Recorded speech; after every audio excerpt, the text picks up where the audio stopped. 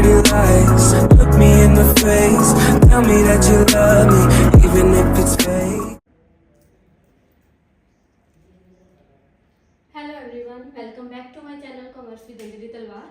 सो आज हम अपना जो है एचटेट के लिए जो हमने सीरीज स्टार्ट की है उसका टॉपिक 5 स्टार्ट करेंगे, जो भी है बिजनेस मैनेजमेंट। इस क्लास में मैनेजमेंट का मीनिंग, मैनेजमेंट की इवोल्यूशन और जितने भी इंपॉर्टेंट कंसेप्ट है like principles of management, right, कितने टाइप के हमारे मैनेजमेंट है वो सब हम यहाँ पे करने वाले हैं, राइट। तो सबसे पहले है मीनिंग ऑफ मैनेजमेंट। अगर हम मीनिंग ऑफ मैनेजमेंट की बात करते हैं तो management is an art of getting things done through others या थ्रू पीपल्स। ये किसने दिया था? Mary Parker Follett. वैसे हम जब +2 की बिजनेस पढ़ाते हैं नॉर्मली तो हम इनका नाम नहीं सुनते, मैरी पार्कर फोलेट। लेकिन हाँ, एचटेट हो गया या हमारे पीजीटी जैसे एग्जाम्स हो गए, इसमें ये एक इंपॉर्टेंट पर्सन है मैनेजमेंट में, ठीक है। इसका बहुत अच्छा कंट्रीब्यूशन है। देखो, फादर ऑफ साइंटिफिक मैनेजमेंट हमें पता है टेलर को हम कहते हैं, लेकिन मदर ऑफ साइंटिफिक मैनेजमेंट अगर आ जाए ना तो यही है, ठीक है। तो इसलिए बहुत इंपॉर्टेंट पर्सन है ये मैनेजमेंट की फील्ड में। वो इन्हीं ये डेफिनेशन दी है, हो सकता है आपको डेफिनेशन ही आ जाए कि गिवन बाय होम, है ना, तो ये डायरेक्ट भी आ सकता है। और मैनेजमेंट है क्या है? मैनेजमेंट इज द प्रोसेस, एक ऐसा प्रोसेस जिसमें मैनेजर्स जो है काम करते हैं। क्या काम करते हैं?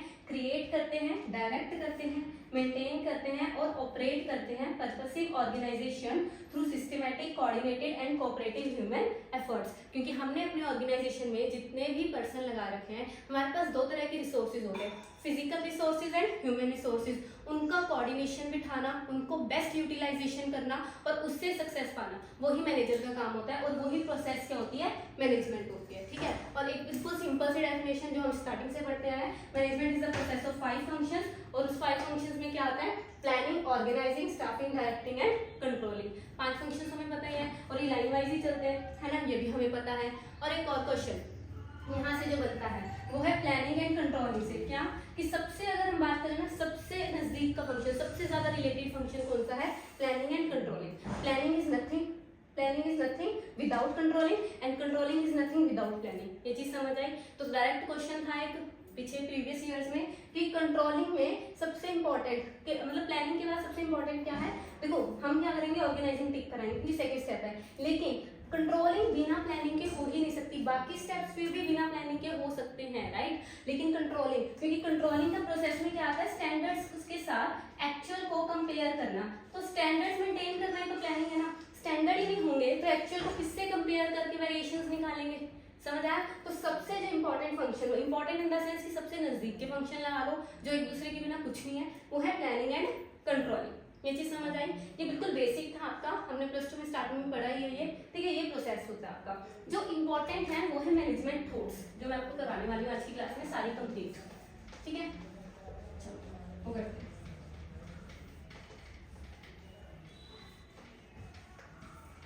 देखो, अगर मैं मैनेजमेंट थॉट्स की बात करूं या इवोल्यूशन ऑफ मैनेजमेंट की बात करूं तो वो इसी में आएगा, ठीक है। मैनेजमेंट थॉट्स या इवोल्यूशन ऑफ मैनेजमेंट। सबसे पहला जो हमारा मैनेजमेंट चलता था ना, उसको हम कहते थे क्लासिकल। देखो, सबसे पहले था क्लासिकल मैनेजमेंट, फिर हमारा था नियो क्लासिकल मैनेजमेंट,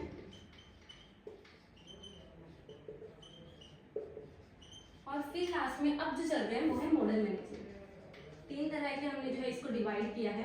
सबसे पहले जो चलता था वो था क्लासिकल मैनेजमेंट, जिसमें ह्यूमन रिसोर्स की इंपॉर्टेंस नहीं समझी जाती थी, उसको मशीन समझा जाता था कि जितना पैसा उसको देंगे वो उतना मोटिवेट होगा, उसकी फीलिंग्स, उसकी बिल्कुल मतलब कदर नहीं की जाती थी, टू बी वेरी ट्रू, ठीक है। तो वो था क्लासिकल। लेकिन उसके बाद नियो क्लासिकल, ये नियो क्लासिकल आया तब जब ह्यूमन स्टडी कब हुई? हाथरॉन स्टडी की थी Elton Mayo, father of human resource management.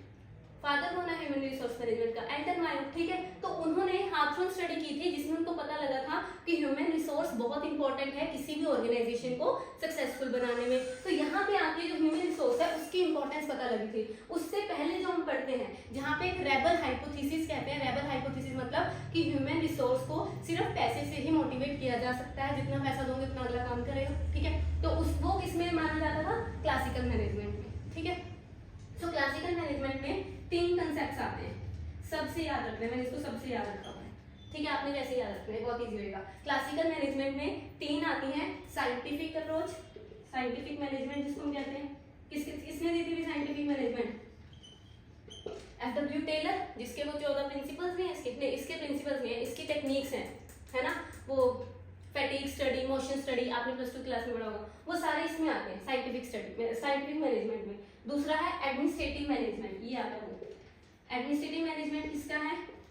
Henry Fayol, इसने 14 प्रिंसिपल्स दिए जो कि बहुत इंपॉर्टेंट है, डिवीजन ऑफ वर्क। इसके अलावा भी ना हेनरी फ्योल ने इतना कुछ दिया है, 6 एक्टिविटीज दी हैं, कुछ क्वालिटीज दी हैं, तो वो सब मैं आपको कंप्लीट करवाऊंगी जब मैं आपको ये अप्रोच कंप्लीट करवाऊंगी, ठीक है।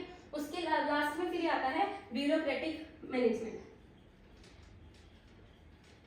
ब्यूरोक्रेटिक मैनेजमेंट ये किसने दी है? मैक्स वेबर ने। ये बिल्कुल वही था कि स्ट्रिक्ट रूल्स बनाने चाहिए, जो बंदा रूल फॉलो कर रहा है ठीक है, नहीं कर रहा उसको मतलब बहुत स्ट्रिक्ट पनिशमेंट देनी है, ठीक है। मतलब इसने बिल्कुल भी ह्यूमन रिसोर्स की बात नहीं की, हिटलर टाइप था ये, ठीक है, वो चीज। ये कौन है? Max weber. यहाँ से डायरेक्ट क्वेश्चन बनता है साइंटिफिक मैनेजमेंट किसकी अप्रोच है? भाई टेलर, ठीक है, इसको चाहे यहीं लिख लो याद करने के लिए। एडमिनिस्ट्रेटिव मैनेजमेंट फ्योल, FW नहीं, ये हेनरी फ्योल, और ब्यूरोक्रेटिक मैनेजमेंट मैक्स वेबर, ठीक है। और इसके अप्रोचेस मैं आपको भी करवाने वाली हूँ, इजी। चलो ये तो था हमारा क्लासिकल मैनेजमेंट। क्लासिकल मैनेजमेंट हो गया, फिर आ गया new classical. New classical management में क्या आएंगी? ह्यूमन अप्रोचेस आएंगी, दोनों, दो ह्यूमन अप्रोचेस आएंगी, जो कि है human relation approach, human relations approach, जो कि किसने दी है? एल्टन मायो ने। मैंने आपको बताया ना हाथों स्टडी की थी उन्होंने, जिसमें उनको पता लगा था कि ह्यूमन फैक्टर बहुत इंपॉर्टेंट है, तो उसमें इन्होंने दी थी किसने? एल्टन मायो, जो कि फादर भी हैं किसके? ह्यूमन रिलेशन के, एल्टन मायो। और इसके अलावा एक आती है behavioural science approach, behaviour science approach. ये लिख लेना, इसमें से ना डायरेक्ट क्वेश्चन बनते हैं, या तो नाम से ही आ जाएगा, कई बार ये आ जाता है कि ये तीनों किसका पार्ट है क्लासिकल का, इसमें से ये एक साथ में बिहेवियर दे दिया कि इसमें से क्लासिकल का पार्ट कौन सा नहीं है, समझ रहे हो, ये इंपॉर्टेंट है। तो न्यू क्लासिकल मैनेजमेंट की अगर बात करें तो दो अप्रोचेस हैं, ह्यूमन रिलेशन अप्रोच और behaviour science approach. Human relation तो दी है एल्टन मायो में, जो कि एज एन इंडिविजुअल स्टडी करती है ह्यूमन को, किसमें? एज एन इंडिविजुअल स्टडी करती है। लेकिन बिहेवियर साइंस अप्रोचेस जो दी हैं वो काफी लोगों ने मिलकर दी हैं। जो मोटिवेशन की थ्योरीज है ना, मे भी आपने पढ़ी होंगी, नहीं पढ़ी तो हमारे वाली क्लासेस में कवर करेंगे। जिन्होंने मोटिवेशन की थ्योरीज दी हैं उन्होंने ये चीजें बताई हैं, ठीक है। इसका कोई सिंगल ऑर्डर नहीं है, सबका तो सिंगल है ना कि किसने कंसेप्ट दिया है, इसका सिंगल ओनर नहीं है, लेकिन हाँ ये ग्रुप की स्टडी करती है, एज अ ग्रुप ह्यूमन कैसे वर्क करता है वो चीज आएगी इसमें, ठीक है। समझ आया? यहाँ तक समझ आया? हमने क्या स्टार्ट की? मैनेजमेंट की इवोल्यूशन, कि सबसे पहले क्लासिकल मैनेजमेंट चलती थी जिसमें ह्यूमन रिसोर्स को इंपॉर्टेंस नहीं दी जाती थी। उसमें 3 अप्रोचेस हैं जिसको हम सबसे याद रखते हैं, ऐसे scientific management given by Taylor, administrative management given by Fayol and bureaucratic management given by Max Weber. Easy. अब आता है new classical management. New classical management किसके लिए बनी थी? ह्यूमन रिलेशंस के लिए। तो पहले ह्यूमन रिलेशन अप्रोच जो कि एल्टन मायो ने दी थी, और फिर बिहेवियर साइंस अप्रोच, इसमें बहुत सारे पर्सन थे, चेस्टर बर्नर्ड हो गए, ठीक है, वो जिन्होंने मोटिवेशन की थ्योरीज दी हैं वो सारे इसमें आ जाएंगे। इजी, समझ आया यहाँ तक? और last one is our modern management. लिख लो मॉडर्न मैनेजमेंट में क्या आएगा? लाइक क्वांटिटेटिव हो गया, सिस्टमैटिक, कंटीजेंसी अप्रोच, ये सब नॉर्मल सी चीजें इसमें आ जाएंगी। क्वांटिटेटिव अप्रोच इसमें आ जाएगी, सिस्टमैटिक वर्ड इसमें आ जाएगा, कंटीजेंसी इसमें आ जाएगा कि अकॉर्डिंग टू सिचुएशन रिएक्ट करना है। तो ये चीजें बेसिकली जो कॉमन सी चीजें मॉडर्न टाइम पे चलती हैं वो सारे किसमें आ जाएंगी? हमारे मॉडर्न मैनेजमेंट में। यहाँ तक समझ आया? इजी। चलो इसको करो, नेक्स्ट देखते हैं। तो स्टार्ट करेंगे क्लासिकल मैनेजमेंट का जो फर्स्ट टॉपिक है उसके साथ। तो क्लासिकल मैनेजमेंट में देखो 3 मैंने आपको बताई थी। तो सबसे पहले साइंटिफिक मैनेजमेंट, इसके ऊपर लिख लेना भी क्लासिकल मैनेजमेंट का टॉपिक स्टार्ट हुआ है। सबसे पहले है साइंटिफिक मैनेजमेंट। साइंटिफिक मैनेजमेंट इसके साथ पॉइंट बनाते हो, गिवन बाय हूम, तो गिवन बाय FW टेलर, और मेन क्रक्स लिखते रहो साथ में। मेन क्रक्स क्या है कि हर काम को करने का एक सिंगल बेस्ट वे होना चाहिए, उसी से हम इसको काम करेंगे। उसके बाद उसको न्यू अप्रोचेस को हम ढूंढते फिरेंगे। समझ आया? साइंटिफिक मतलब साइंस को लेके आना, ठीक है। नो रूल ऑफ थंब हमने पढ़ा है ना कि एक बेस्ट वे ढूंढो और उसके अकॉर्डिंग उसको काम करो, फिर अगला बेस्ट वे ढूंढो उसके अकॉर्डिंग काम करो। समझ आई? तो ये चीज क्या कहती है? साइंटिफिक मैनेजमेंट कहती है, ठीक है। ये कौन थे? जो FW टेलर थे, ये मिडवे स्टील कंपनी में काम करते थे, ठीक है। इसके अलावा बहुत सारे पर्सन हैं। तो ये कहता है single best way to do a work, हमें बेस्ट वे ढूंढना है और उस तरीके से उसको काम करना है।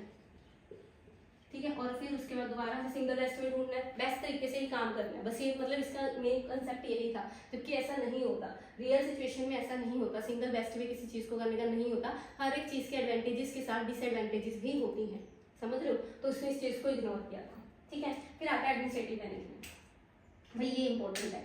इस बंदे ने इतना कुछ दिया ना, अगर आपको क्वेश्चन में कुछ नहीं समझ आ रहा कि मैनेजमेंट का कोई कंसेप्ट है गिवन बाय होम और आपको नहीं पता, तो 98% 99% चांस है कि FW टेलर का होगा, ठीक है। आई एम नॉट श्योर 100%, क्योंकि बहुत सारी चीज़ें बाकियों ने भी दिया है, लेकिन आपको कुछ नहीं आ रहा, आपने तुक्का मारना है, तो बेस्ट तुक्का ना FW टेलर ही होगा, समझे। टेलर नहीं, सॉरी, ये फ्योर, हेनरी फ्योर, एडमिनिस्ट्रेटिव मैनेजमेंट वाला, ठीक है। सो एडमिनिस्ट्रेटिव मैनेजमेंट इसने क्या क्या दिया है भाई, देखो इसने कहा कि स्पैन ऑफ मैनेजमेंट, सबसे पहले तो ये सुनो कौन है ये, Henry फ्योर, given by Henry फ्योर। Henry फ्योर ने क्या क्या दिया था भाई, एडमिनिस्ट्रेटिव मैनेजमेंट, इसने 14 प्रिंसिपल्स दिए हैं, 14 प्रिंसिपल्स, ठीक है। उसके अलावा इसमें दिए हैं span of management not more than 6।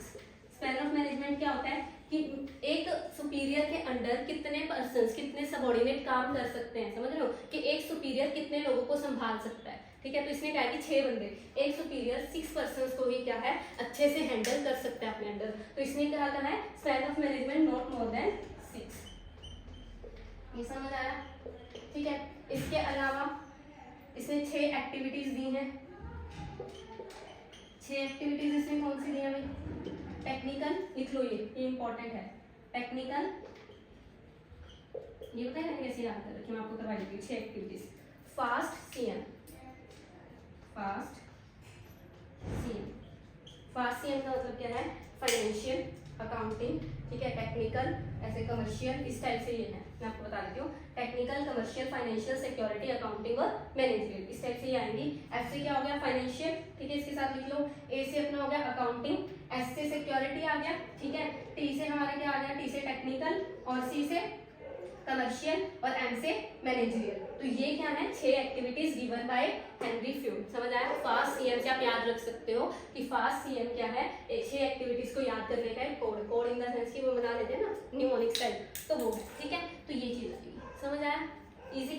चलो, इसके अलावा इसमें 5 एलिमेंट्स हैं, 5 मैनेजमेंट के फंक्शंस दिए हैं। अब यहाँ पे ये इंपॉर्टेंट है, देखो मैं तुम्हें लिखवाती हूँ ये चीज, ये नोट डाउन कर लिया, इसको जरूर नोट डाउन कर लेना, इंपॉर्टेंट है, ठीक है। स्क्रीनशॉट ले लेना, चाहे वीडियो पोस्ट करके इसको नोट डाउन कर लेना, ओके। चलो, उसके बाद आता है कि फास्ट सीएम 6 एक्टिविटीज के बाद इसमें 5 मैनेजमेंट के एलिमेंट्स भी दिए हैं। अब यहाँ पे बच्चे कंफ्यूज होते हैं, 5 मैनेजमेंट के एलिमेंट्स लगा लो या प्रोसेस लगा लो। तो हमने तो आज तक जो एलिमेंट्स पढ़े हैं, प्लानिंग, ऑर्गेनाइजिंग, स्टाफिंग, डायरेक्टिंग और कंट्रोलिंग, हम तो इन्हीं को टिक कराएंगे, किसी ने दिया होगा, है ना। लेकिन इसने ऐसे ही दिए, इसने दिए हैं प्लानिंग, इसमें जो 5 मैनेजमेंट दिए हैं वो दिए प्लानिंग, ऑर्गेनाइजिंग, पहले दिए इसमें प्लानिंग, फिर इसने दिया organising,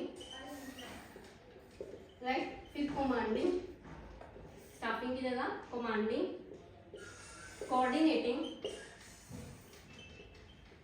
coordinating and last one is our controlling, last one वही है कंट्रोलिंग, ठीक है। तो इसने जो है 5 एलिमेंट्स बताए हैं, प्लानिंग, ऑर्गेनाइजिंग, स्टाफिंग ना बताकर कमांडिंग, और डायरेक्टिंग की जगह कोऑर्डिनेटिंग, और लास्ट में कंट्रोलिंग। इजी, समझ आया। तो ये इसने 5 एलिमेंट्स दिए हैं।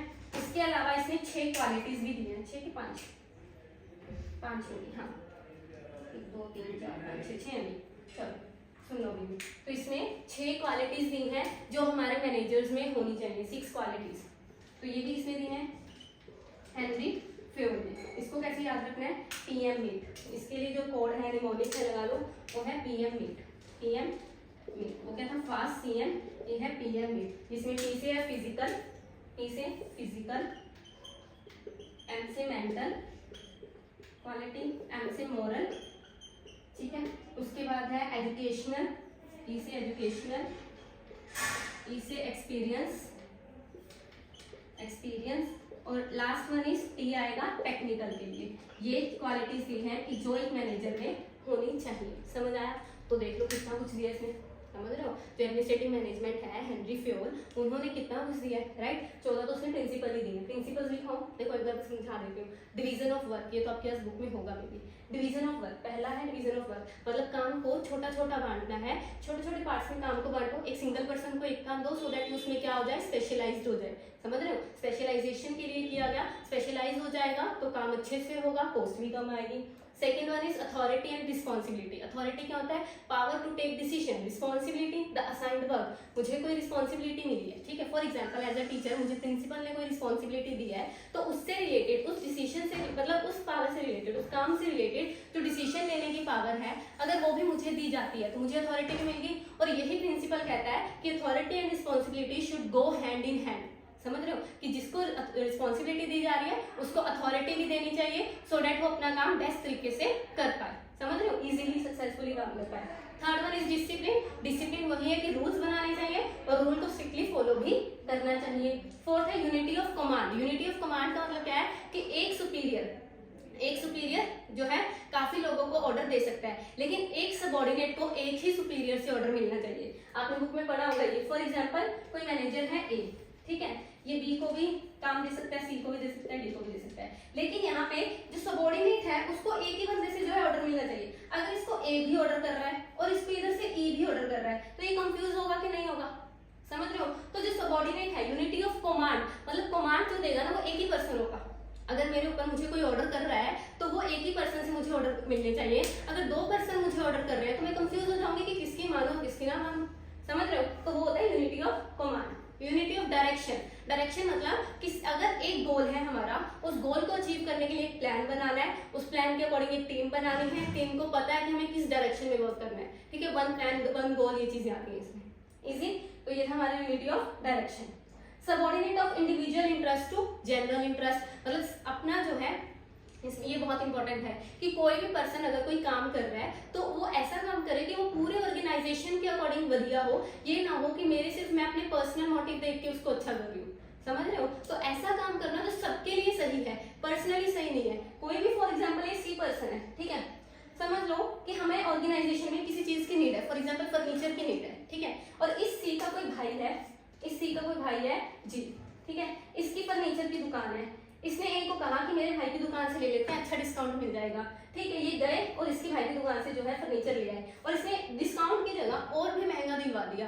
तो इसने क्या किया? ऑर्गेनाइजेशन के अकॉर्डिंग तो नहीं वर्क किया, ठीक है। तो ये नहीं करना, मतलब हमें अपना पर्सनल प्रॉफिट नहीं देखना है, ऐसा काम करना है जिसमें सबका फायदा हो, पूरी ऑर्गेनाइजेशन का फायदा हो, ठीक है। फिर आता है रेम्यूनरेशन ऑफ पर्सनल, कि एटलीस्ट उनको इतनी रेम्यूनरेशन दो अकॉर्डिंग टू देयर वर्क कि उनका जो बेसिक स्टैंडर्ड ऑफ लिविंग है वो मेंटेन हो सके।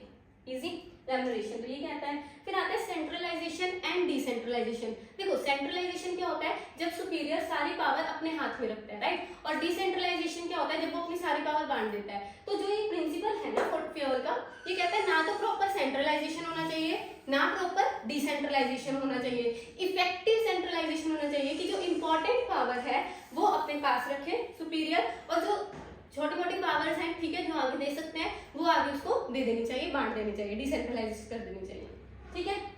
तो ये चीज आएगा।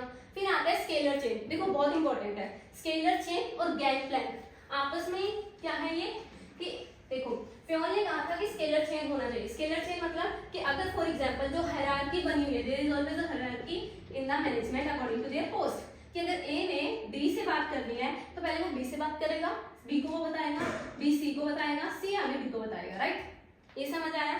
तो ये क्या कहता है हमारा स्केलर चेन, कि एक हायरार्की होनी चाहिए पोजीशन की, उसी के अकॉर्डिंग कम्युनिकेशन होना चाहिए, उसी के अकॉर्डिंग सारा काम होना चाहिए। लेकिन फिर गैंग प्लैंक आया, इसी ने खुद ने ही गैंग प्लैंक दिया, अपने ही प्रिंसिपल को झूठा साबित कर दिया। झूठा इन द सेंस कि इमरजेंसी सिचुएशन में, ये ध्यान रखना हमेशा नहीं, एक क्वेश्चन आया था क्या ऑलवेज जो है मैनेजर आपस में बात कर सकते हैं बिना स्केलर चेन को फॉलो किए? ऑलवेज नहीं कर सकते, वो सिर्फ किस में कर सकते हैं? इमरजेंसी सिचुएशन में, कि फॉर एग्जांपल इधर से कोई है E F G, ठीक है, इस टाइप से ही बनी हुई है हायरार्की।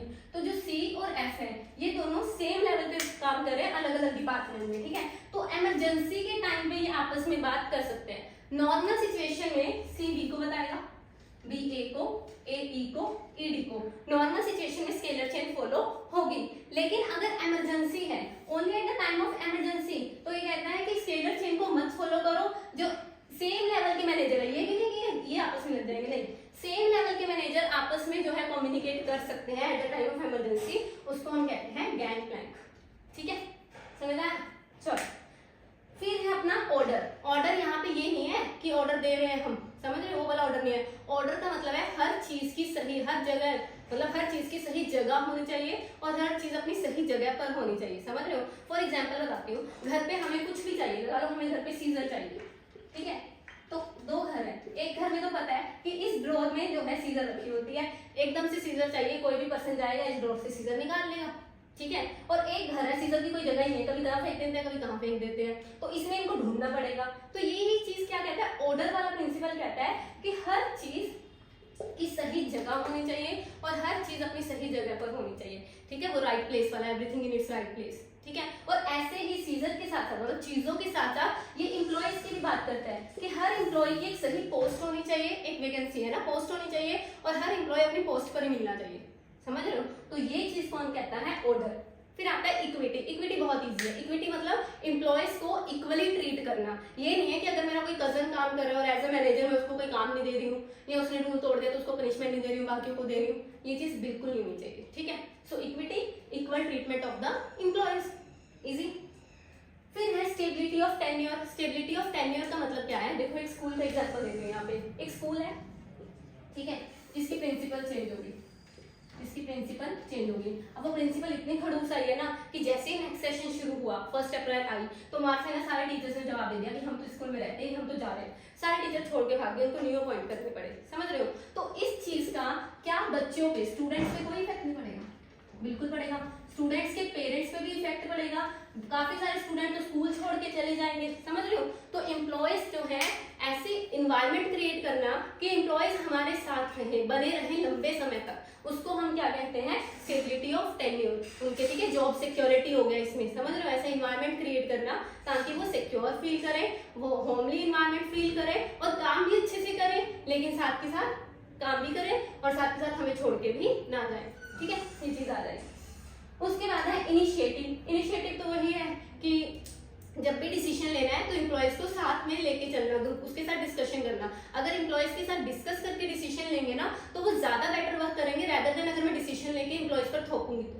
समझ रहे हो? कि अगर एक तो देखो, एक मैनेजर ऐसा है जो एम्प्लॉयज को साथ में बिठाता है, प्रॉब्लम बताता है, डिस्कस करते हैं, सॉल्यूशन निकालते हैं, उस पर वर्क करते हैं, वो सॉल्यूशन निकल भी जाएगा। एक ऐसा मैनेजर है जो प्रॉब्लम देखता है, खुद ही डिसीजन लेता है, एम्प्लॉयज को बता देता है। समझ रहे हो? तो एम्प्लॉयज उसको वर्क भी इतने अच्छे से करेंगे, ठीक है। तो ये चीज होती है initiative. And last one is Spirit the corps. Spirit the corps बहुत इंपॉर्टेंट है, बहुत एग्जाम्स में आया है। टीम स्पिरिट है इसका आंसर, सीधी सी बता रही हूँ, ठीक है। एस्पिरिट द कॉर्प्स क्या है कि जो मैनेजर है वो अपने एम्प्लॉयज के साथ इस तरह से कम्युनिकेट करे, इस तरह से रहे कि उनको फील आए कि हम एक टीम है। समझ रहे हो? अगर मैनेजर हूँ मैं और मैं एम्प्लॉयज को कह रही हूँ I can do this work, कि मैं ये काम कर लूंगी, एम्प्लॉयज ने भी कर ले फिर। लेकिन अगर यहीं पे एज अ मैनेजर मैं कहूँ we can do this work, हमें ये करना है, हमें ये इतने टाइम में करना है, तो वो वी वाली फील, समझ रहे हो, आई को वी से रिप्लेस कर दिया मैंने, तो उनमें क्या आएगी, टीम स्पिरिट आएगी, है ना। समझ आई ये चीज? तो वो भी किसमें आता है, एस्पिरिट द कॉर्प्स में। इजी है भाई। ये थे आपके 14 प्रिंसिपल्स। ये हो गया। चलो आपका एडमिनिस्ट्रेटिव मैनेजमेंट यहाँ पे क्या होता है, डन होता है। अब अपन सही टॉपिक पे आ जाते हैं। हमने 14 प्रिंसिपल्स भी मैंने आपको बता दिया, ओवरव्यू। चलो क्लासिकल चल रहा था, क्लासिकल में 2 हो गए, साइंटिफिक भी हो गया, एडमिनिस्ट्रेटिव भी हो गया। Third one is bureaucratic. ये लिख लो, ब्यूरोक्रेटिक मैनेजमेंट। वही, इसको तो बस हिटलर के नाम से याद रख लो, ये वही है, मैक्स वेबर। कौन है ये? Max weber. ये क्या कहते हैं, इसे कहते हैं कि देयर इज स्ट्रिक्ट रूल्स होने चाहिए, एम्प्लॉयज को रूल्स पता है, जो नहीं फॉलो करेगा डायरेक्ट बाहर निकालो, ठीक है, कोई वार्निंग नहीं, कोई कुछ नहीं। तो ये चीजें किसमें आती हैं, स्ट्रिक्ट कंप्लायंस ऑफ रूल्स की बात करता है। ये एक तरह का हिटलर जैसा बनता है, ठीक है, एफिशिएंसी पे ज्यादा काम करता है ये, इजी, ठीक है। अब ना ये तो होगी तीनों, ये क्या थी, क्लासिकल अप्रोचेस थी, तीनों हमने कर ली। अब जो आता है वो मेन क्या आता है, एक चीज लिखो यहाँ पे, एक चीज इंपॉर्टेंट है यहाँ पे, रेबल हाइपोथेसिस। रेबल हाइपोथेसिस ये ना आपको डायरेक्ट पूछ भी सकते हैं, ठीक है। रेबल हाइपोथेसिस क्या होता है कि जब एम्प्लॉयज को मशीन समझा जाता है कि एम्प्लॉयज सिर्फ पैसे के लिए काम करते हैं और मोटिवेट भी वो सिर्फ पैसे के थ्रू, फाइनेंशियल ही जो है मोटिवेट होंगे, उस सोच को जो इन्होंने अभी तक अपनाई थी, इस सोच को हम क्या कहते हैं, रेबल हाइपोथेसिस। इसको अपनी लैंग्वेज में नोट्स बना लो, लिख लो, ठीक है। कि इसमें क्या होता है, इसमें सोच है, इसमें अज्यूम किया जाता है कि एम्प्लॉयज आर मशीन्स। एम्प्लॉयज क्या है, मशीन है, वो सिर्फ पैसे के लिए काम करते हैं, work for money only and can be motivated through financial incentives only. समझ आया? इजी। तो ये था इनका क्रक्स, समझ आया? चलो सेकंड करो, क्लासिकल डन, न्यू क्लासिकल पे आ जाओ, ठीक है, इस तरह से, इतना लेंथी नहीं है, थोड़ा सही रहेगा। चलो जी, न्यू क्लासिकल। अब न्यू क्लासिकल वो है जहाँ पे रेबल हाइपोथेसिस को फॉलो नहीं किया जाता। यहाँ पे हाथरों स्टडी हो चुकी थी। एंटन मायो जो कि फादर है हमारे ह्यूमन रिसोर्स के, है ना, जिन्होंने बताया कि बहुत इंपॉर्टेंट है ह्यूमन रिसोर्स भी, तो वो आ चुके थे, उन्होंने थ्योरी दे दी थी। तो पहली उन्होंने जो थ्योरी दी वो है human relation approach, human relation approach.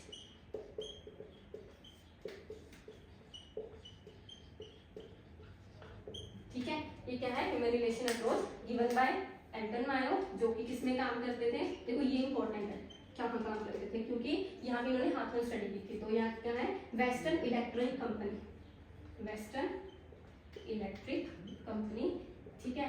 और इन्होंने इनफॉर्मल ग्रुपिज्म की बात की थी कि इनफॉर्मल ग्रुप्स जरूरी है ताकि लोग जो है सेटिस्फाइड रहें अपने काम से, ठीक है, वो चीज याद रहेगी। समझ आया? हाथरों ने एक्सपेरिमेंट किया था एक प्लांट के ऊपर, जो कि टेलीफोन का इक्विपमेंट से उस प्लांट के ऊपर इन्होंने क्या किया था, एक्सपेरिमेंट किया था। इसको इतना ही याद करना है, इजी, ठीक है। अब यहाँ पे ह्यूमन रिलेशन का इंपॉर्टेंस मिलना शुरू हो गया था। तो ऐसे ही फिर सेकंड आ गया जो कि है हमारा behavioural science approach, behaviour science approach, ठीक है। अब बिहेवियर साइंस अप्रोच क्या कहता है, देखो इसमें मेन कंट्रीब्यूटर कौन है, जो हमारे मोटिवेशन के थ्योरीज वाले बनते हैं, मैंने आपको पहले बताया। फॉर एग्जांपल मैस्लो, सबसे पहले तो ये है, ठीक है, मैस्लो की थ्योरी है, मैकग्रेगर की थ्योरी है, एक्सएनवाई जो करते हैं, एंड्रॉफर की ईआरजी थ्योरी है, ठीक है। ये सारी जो बंदे हैं, मतलब सारे मोटिवेशन की थ्योरीज के जो पर्सन है वो इसमें आ जाते हैं, क्योंकि ये ग्रुप की बात करता है कि एज अ ग्रुप ह्यूमन बहुत इंपॉर्टेंट है।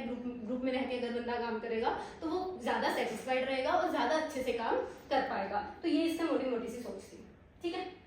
चलो ये समझ आया, इजी, यही था आपका इसमें न्यू क्लासिकल में। अब आ जाते हैं हम थर्ड वन, जो कि है हमारा last one, modern management. Last ही रह गया, चलो ये वैसे थोड़ा बढ़िया, इसमें कुछ खास नहीं, मॉडर्न मैनेजमेंट जो आजकल चलते हैं, ठीक है। तो इसमें क्या आएगा, मॉडर्न मैनेजमेंट, थिंकर्स कौन है इसके, देख लो, C.W. चर्चमैन, देख लो, C.W. चर्चमैन हो गया, चेस्टर बर्नर्ड, मेन से ये नाम है, ठीक है, ये हुआ, हार्बर्ट ए साइमन, मुझे लगता है साइकोलॉजी में पढ़ा होगा हमेशा, साइमन तो ये वाला, ठीक है, ये सब आ जाएगा, ठीक है। कंटीजेंसी अप्रोच भी है इसमें, कंटीजेंसी अप्रोच इंपॉर्टेंट है, क्योंकि कंटीजेंसी अप्रोच ना, जब आप मोटिवेशन पढ़ते हो, लीडरशिप पढ़ते हो, हर एक की ना थ्योरी में कंटीजेंसी थ्योरी आती है। कंटीजेंसी का मतलब ही क्या होता है, सिचुएशन, समझ आया? तो जो सिचुएशन के अकॉर्डिंग कहता है, हर एक जो थ्योरी गिवन होती है ना, वो सिंगल सिचुएशन में काम नहीं करती, हर सिचुएशन में काम नहीं करती। तो मतलब ये नहीं है कि अगर सिचुएशन के अकॉर्डिंग हम एक ही थ्योरी फॉलो करते रहेंगे, तो हमें डिफरेंट टाइप्स ऑफ थ्योरीज को, डिफरेंट टाइप ऑफ तरीकों को यूज करना पड़ता है, अकॉर्डिंग टू द सिचुएशन हमें चेंज होना पड़ता है। ये हर चीज में आती है, वो है कंटीजेंसी अप्रोच, ठीक है। और ये सही भी है, ये सबसे बेस्ट लगती है मेरे को, कंटीजेंसी अप्रोच गिवन बाय, किसने दिया ये, J.B. Lawrence, J.W. लॉरेंस, ये जो भी है, एंड P.R. लॉरेंस ने दी है 1970 में, ठीक है, एंड P.R. लॉरेंस ने दी है इसमें इन 1970, जिसमें उन्होंने जो साइंटिफिक मैनेजमेंट है उसको खत्म किया है। खत्म इन द सेंस कि उसको गलत बता के कहा है कि there is no perfect way, there is no best way to do a single task, समझ रहे? उसमें हमने ये पढ़ा ना, best way to do a single task. तो इसमें क्या है, there is no best way, no one way, situational approach को फॉलो करके अकॉर्डिंग टू सिचुएशन हमें अपने तरीकों को बदलना पड़ता है। तो ये किसका मतलब लगा लो, वो है ड्रॉबैक लगा लो, तो साइंटिफिक मैनेजमेंट का। इजी, चलो तो इसमें बेसिक सी है क्या है, क्वांटिटेटिव, सिस्टमैटिक अप्रोच, है ना, कंटीजेंसी हमने पढ़ ली थी। उसके बाद फंक्शंस आपको पता है। एक और चीज लास्ट जो रह गया इसमें, जो मैनेजमेंट के साथ मुझे आपको बताना है, ये अलग से पॉइंट है, इनके साथ नहीं है, ठीक है। जो ना लूथर गुलिक है, ये इंपॉर्टेंट है क्योंकि इसका क्वेश्चन बनता है, ठीक है, ठीक है। तो जो लूथर, LUTHER, ठीक है, और गुलिक, इन्होंने 7 फंक्शंस दिए थे मैनेजमेंट को, गिव 7 फंक्शंस ऑफ मैनेजमेंट। हम 5 पढ़ते हैं ना, planning, organising, staffing, directing, controlling, ठीक है। इन्होंने 7 फंक्शन दिए थे जो बहुत ही फेमस है, पोस्ट कॉप के नाम से जाने जाते हैं, ये ध्यान में रखना भाई। पता है क्या है, प्रीवियस ईयर में डायरेक्ट ये वर्ड पूछा गया है, POSDCORB is given by, तो वो कौन है, लूथर गुलिक, समझ आया? पोस्ट कॉप डायरेक्ट पूछा जाता है। ये पोस्ट कॉप है क्या है, planning, organising, staffing, directing,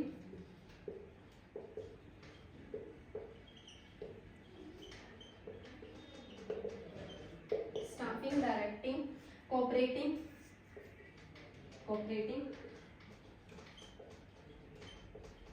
and budgeting, reporting. इस टाइप से इसको डालना, budgeting and reporting.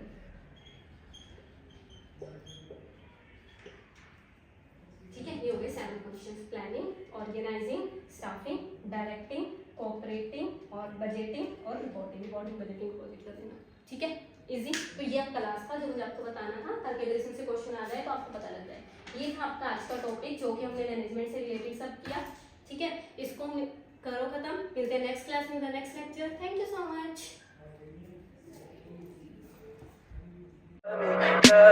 Tell me pretty lies, look me in the face. Tell me that you love me, even if it's fake.